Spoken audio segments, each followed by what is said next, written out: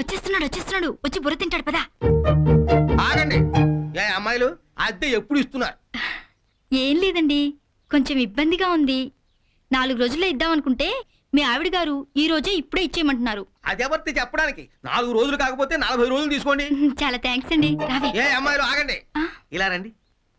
అయినా ఈ బ్రహ్మచారిని జీవితాలు ఇంకా ఎన్ని రోజులు? దొరకాలి కదండి, మీలాంటి మంచి భర్త దొరకాలని రోజు మేము పూజలు చేసుకుంటున్నాం. దొరుకుతారు. నాలాంటి మంచి భర్తలు ఈ ప్రపంచంలో చాలా మంది ఉన్నారు, కానీ మా ఆవిడ పెళ్ళాం మాత్రం ఈ ప్రపంచంలో ఎవ్వరూ లేరు. దానికి అదే సాటి. మీకు పెళ్లిళ్ళు అయ్యాక మంచి భార్యలుగా ఉండండి. మగాళ్ళ జీవితాలు చాలా సున్నితమైనవి, వాటిని పెండొద్దు. ఏ జన్మలో ఏ పాపం చేసుకున్నామో గాని మగాళ్ళుగా పుట్టాం. అన్ని సమస్యలు మాకే పెట్టాడు ఆ దేవుడు.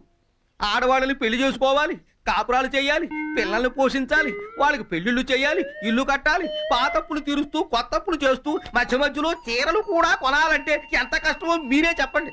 బాగింది చాలు, అవతల అంట్లు ఎండిపోతున్నాయి. నాది వాగుడా కాదా మరి? మగాళ్ళు మేమేం చెప్పినా ఆడాళ్ళు మీరు కాదండివే మీ పని. అవునా కాదా? కాదు. ఛీ! బాగుంది photo, made for each other లా ఉన్నారు.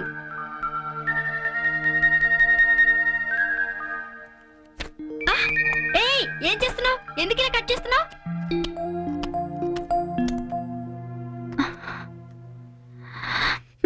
ఆయనకి పెళ్ళైపోయింది, నేనెందుకు?